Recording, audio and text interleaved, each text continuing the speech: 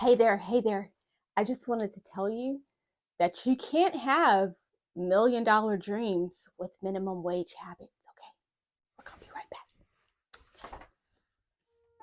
Hi, and welcome to How to Start Your Six-Figure Decor Business series with me, Life of the Party KC, also known as Shahida. We'll be discussing how we started our six-figure decor and custom treats business, how we are managing our 4 venues, how we vet our clients, and we'll be giving you the tools to help streamline your business towards success. So stay tuned.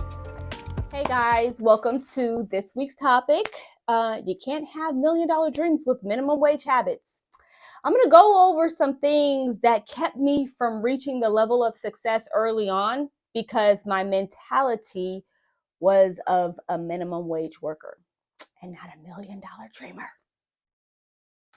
So I get a lot of people that watch us, that follow us, that stop me in stores and they say, "Hey, Shahida, how can we, develop a business? How can we get into decor? Can you teach us some one-on-one strategies?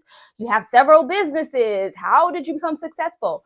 And so I want to tell you, in order for you to reach a level of success, I have 5 different strategies, but also it's about changing your mindset.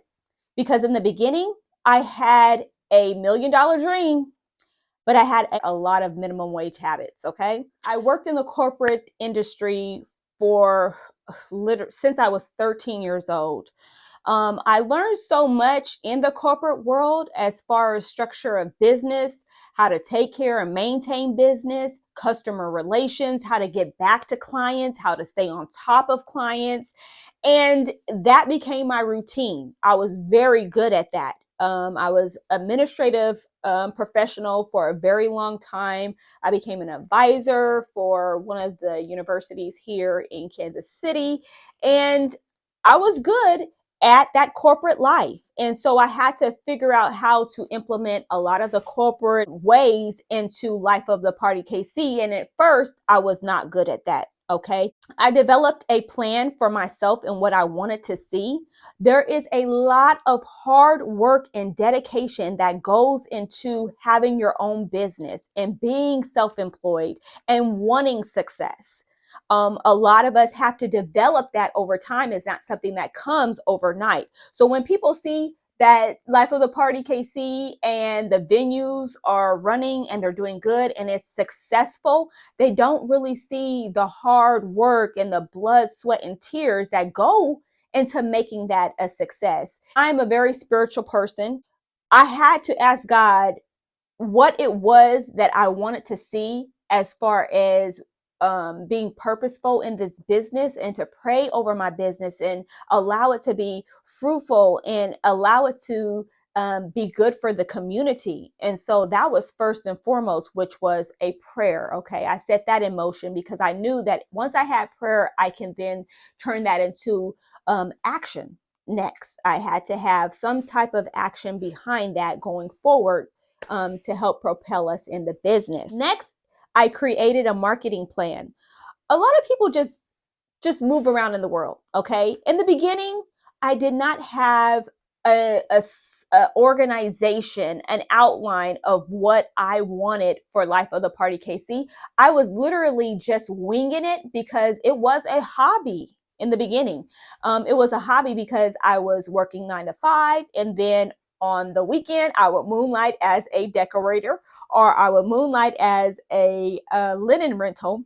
So I didn't have an outline on what I wanted to see for the business. When I then opened up Elegant Affairs and knew that I wanted to do this full time and distance myself from the corporate world, I had to have a strategy. I had to have a creative marketing plan. I had to develop a business plan also. I had to stay trendy, which means I had to get on all of the social media sites, Facebook, Instagram, Twitter, YouTube, and now TikTok, which there are several different other platforms, but those were the main platforms that I knew that I had to get on because I had to go straight to the customer. We developed a trendy platform for Life of the Party KC because it was about fun, being the life of the party. And so a lot of what you see that I do is fun related because I'm a fun person at heart. And so I wanted that to translate through business. I had to create a website that talked about our businesses, that talked about us, and that talked about what we do. In the beginning, a lot of people didn't know that we did treats. So we had to focus on treats. We did some cool marketing and some tutorials on treats, and we did videos and we did flyers and things like that just to promote the treat side. But then also for the decorating side, we would create tablescapes. So if you want people to believe in your business, you have to put it out there. But first, you have to believe in yourself. So what I did was I invested in my inventory. I made sure that that was up to date. I made sure that I was investing in my look of what I wanted Life of the Party KC to be. And then I went out and I did it. So there were times where there was nobody in the event space and we had to figure out how we were going to get people there. So what I did was I created different tablescapes and mock-ups so that people can see what we actually did and they can buy into the look. So you have to believe in yourself first, and then people will then see what you do and then buy into the product that you're producing. Number 3, I spoke directly to the clients. So there were many times our phone would ring off the hook, but when it wasn't ringing off the hook, I would go directly to the clients and build relationships with them and ask them, what kind of packages were you interested in? What kind of events do you want to do? What kind of social groups do you have? Would you like to host your next event here at our space? So it was about building a community network. And then on the other side, we would develop relationships with decorators.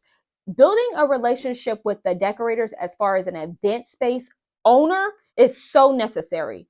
It's a very integral part of your business because they keep your venues filled.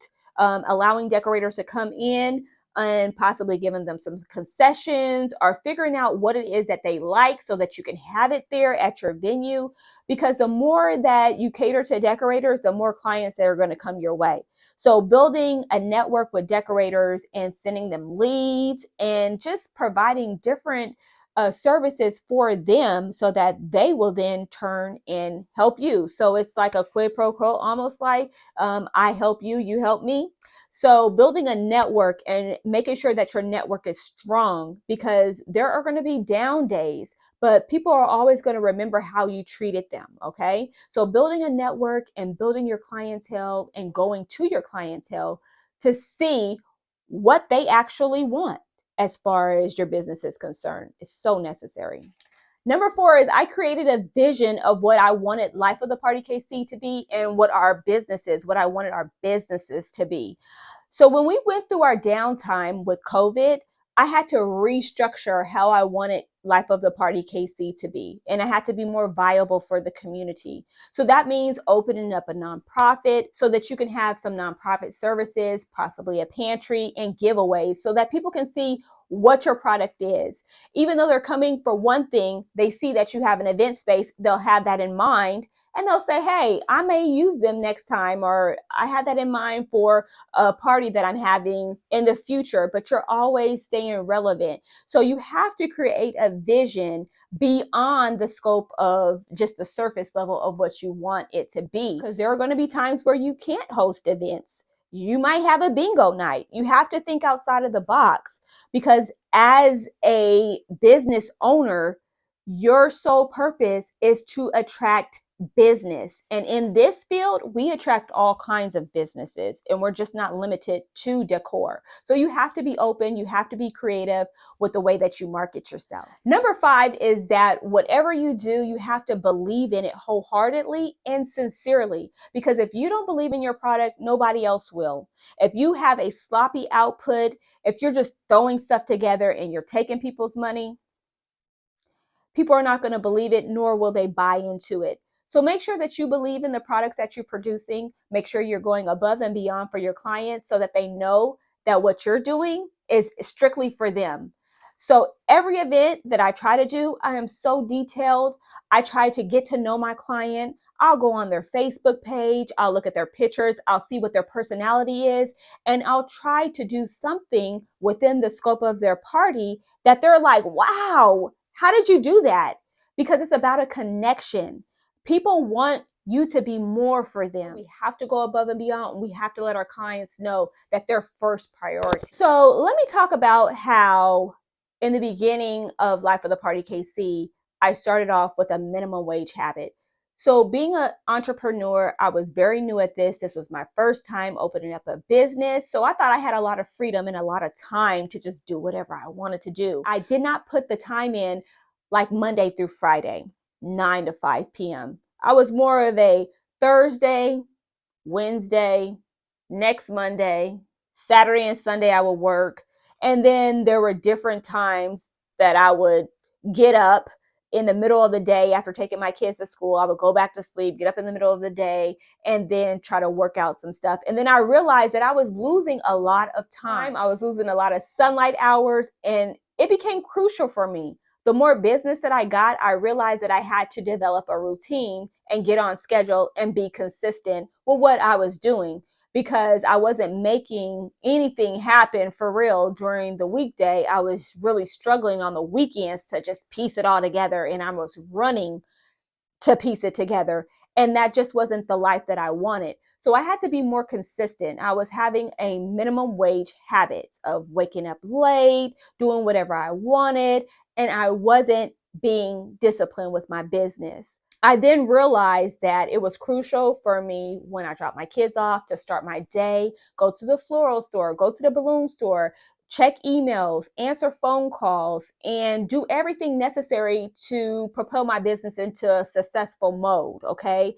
When I woke up, I had to change my mindset and mentality of not just working for myself, but I was working for my business, and I had my client in mind. Like, this is what I'm going to do. I'm going to tackle it. And I started a task list. Also with that, I developed a book for myself, and you can find that book on Amazon also. I don't want to do like a shameless plug, but the book, the Life of the Party KC manual, really helped me track down what I needed to do as far as my clients, as far as weekly schedules, and just things to keep me on task. Because when you're self-employed, you feel like you have all the time in the world to do whatever you want, but really you don't. So changing your mindset so that you can develop your businesses in a more powerful way.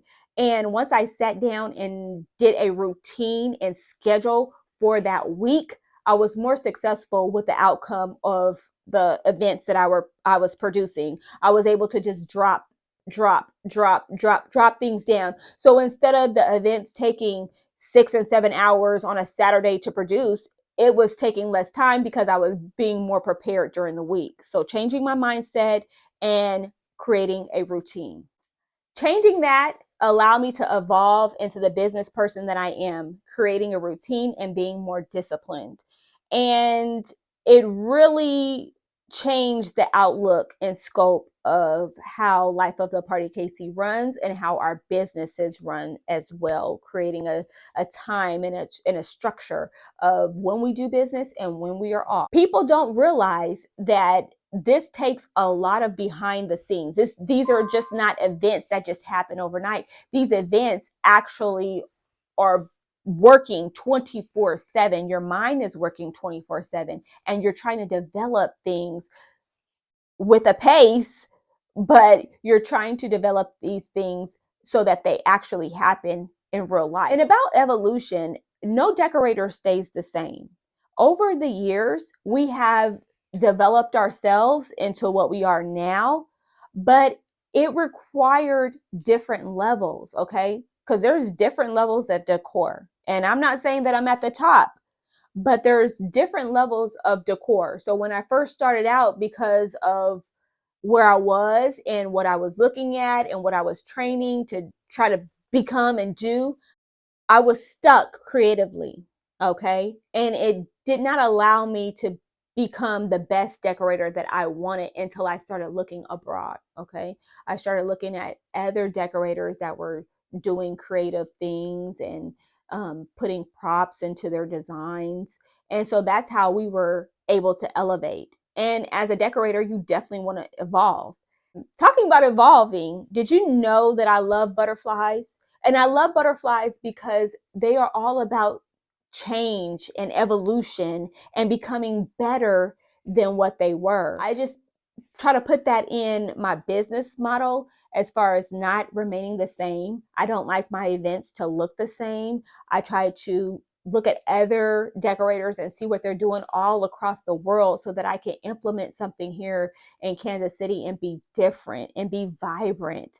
But I also wanted to remain consistent as well as far as the output of what our brand produces. So that's one of the reasons why I really like butterflies, because they're all about change. Like, you can see me do one event this week and it looked like something, and then next week it'll be totally different, because that's what the world of decor is about.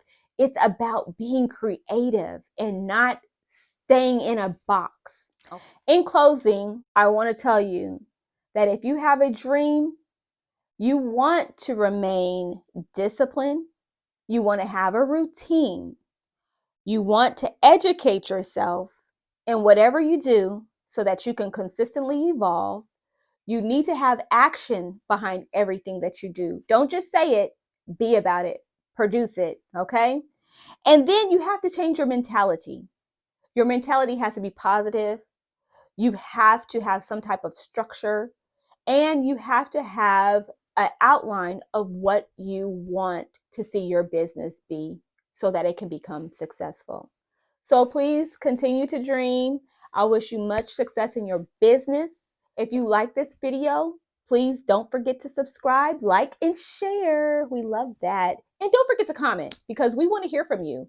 If you have a topic that you want us to talk about, please drop us a line, send us a DM. We will respond. We will respond. So thanks for watching.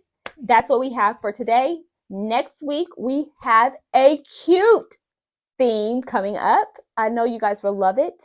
And we will see you soon. Take care.